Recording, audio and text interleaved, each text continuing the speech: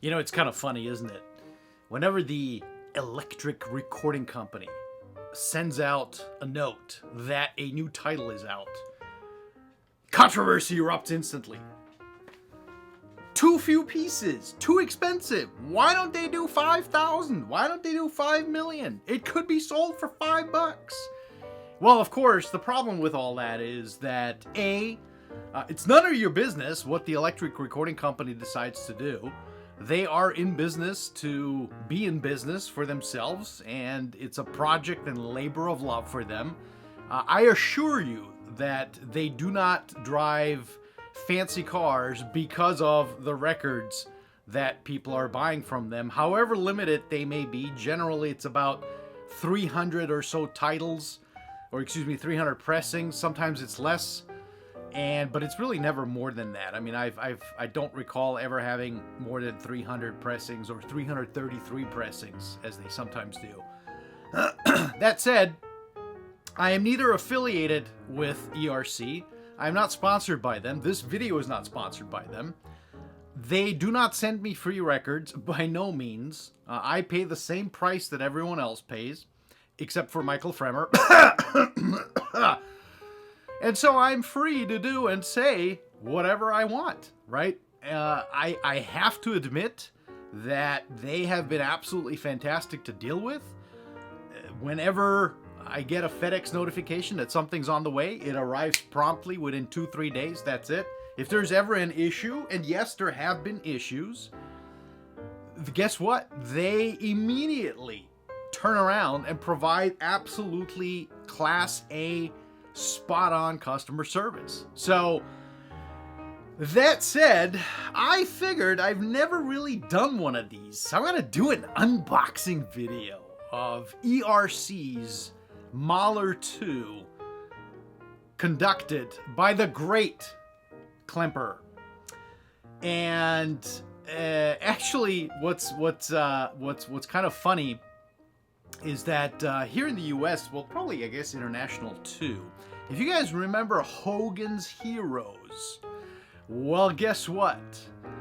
The gentleman that played Colonel Klink is actually Klemperer's son, Werner Klemperer, and of course Otto, his dad. And yeah, Klemperer had a very great, quiet impact on Hollywood and movies. Great stage actor and performer. Obviously, the comedic role of, playing Colonel Klink on Hogan's Heroes was a bit of an outside his typical, where he plays more dramatic roles, obviously. But nonetheless, a little factoid for you guys out there. And long before I was a Klemperer admirer, his dad's admirer, that is, I've been a Hogan's Heroes admirer. In fact, I remember watching that. This was one of the first shows I started watching when I came to the U.S. in '89 at the ripe age of 18. And so that was always hilarious and fun. Anyway, little side effect. So, let's get back to ERC. This is I'm going to block off the shipping info and all that so you guys don't show up at my doorstep. But here's the box. I did open it, so we can skip that part. But it's the original shipping box. Nothing different about mine than anyone else's. Comes in just like so, right? Records wedged in between the extra padding. And here is the proof in the pudding. Here is record 1. It's still sealed in the Electric Recording Company rice paper. It still has the original tax on it, so you guys can see I've not opened this before. And here's record number 2, because this is a 2-record set, of course, of the great Mahler Symphony number 2. Both, again, totally unopened. You can see this. This is not a trick. This is still sealed. And let's get cracking to it. Let's see what the magic and fuss is all about. Oh, I love ripping it. It's almost like unboxing a Christmas present, isn't it? Now, I know some of you are probably very careful and this, that, and I'm like, dude, it's just rice paper. Who cares? I play all of my records, all right? They're not sitting in some, Louvre type setup, that Louvre type museum that they are only to be looked at and admired at. No, I play my record. So here it is. Ta-da! The great Klemperer Mahler 2, the Resurrection. Absolutely fantastic. Looks great. In the original ERC thing here. And yeah, let me get a Sharpie. I should have prepared for this. Of course I didn't. That's why, it's impromptu, right? Let me get a knife and I'll crack this open and we'll see what we have. 1 minute, please. A few moments later. Guess what? I'm back with my X-Acto knife. All right, we are incising, and now the incision. Doctor. We are incising. That is a movie reference to, of course, the great Chevy Chase, Dan Aykroyd in Spies Like Us. One of my favorite Chevy Chase comedies, and Dan Aykroyd's, of course, as well. All right, so we are incising into the patient, and let's see what happens here. Ooh, my rear light just went out. All right, no big deal. All right, we have incised. It is open. Oh, the moment. Let me do it this way so you guys can see. Ooh. It comes right out. And, of course, it is the general pristine record sleeve that has been completely made a facsimile of the original, which, of course, unless you're prepared to spend buco bucks, you're not going to get this in this condition. So, let me get rid of the obi that they always put on. Gosh, I love their packaging. I really do. I mean, this is just, it's deluxe from A to Z, literally. You get the little certificate with your number on it, signed off. Mine happens to be number 50. Thank you very much. And here it is in all its glory. Absolutely beautiful. And let's, gosh, this cover is just, I mean, seriously, guys, if you've never seen an electric recording company record cover, it is a sight to be seen and behold. It is so expertly reproduced. It's truly, it's amazing. I mean, I get a kick out of this stuff. You guys probably may think I'm a weirdo and all that, and that's fine. We all have our vices.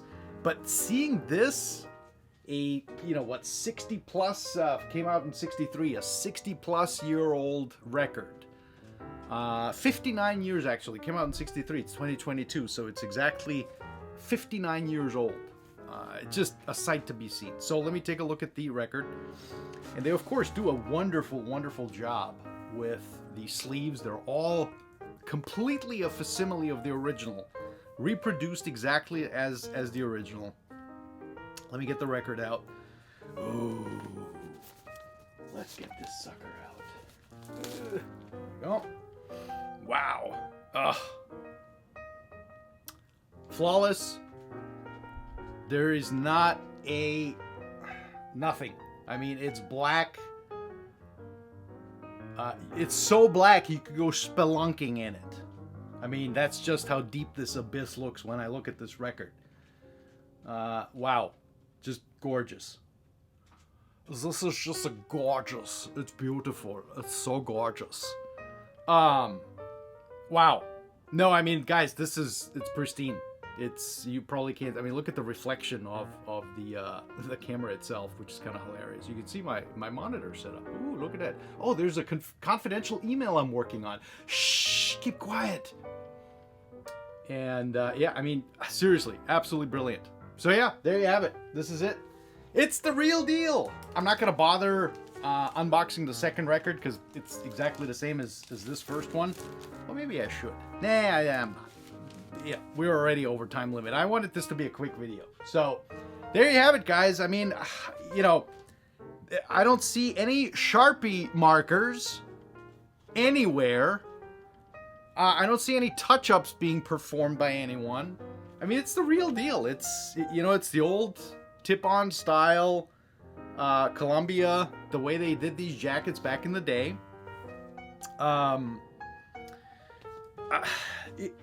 Guys, it's fantastic. I mean, the print. If I could package this experience and send it through YouTube, I really would. Believe me. It's just. I mean, I tell you, the embossing, fascinating. Just absolutely fascinating what these guys do. Hats off to ERC. You guys are just taking it up several notches.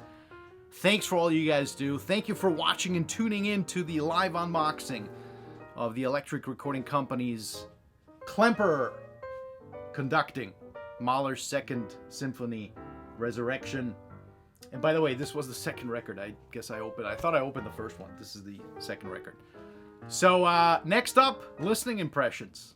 A few moments later. Wow. I just played the first cut. Dead quiet vinyl. Not a tick, not a pop.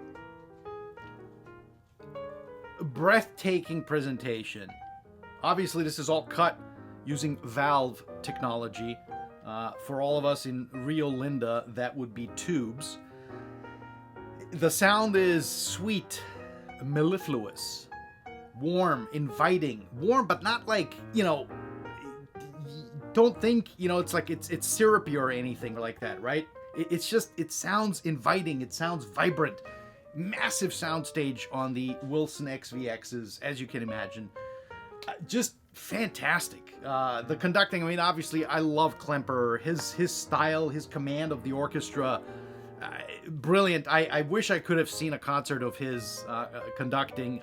You know, I probably would have been sitting there in complete awe. But no, this is, I mean, it's fantastic. The recording is brilliant. These old Columbia stereo recordings were just absolutely fantastic.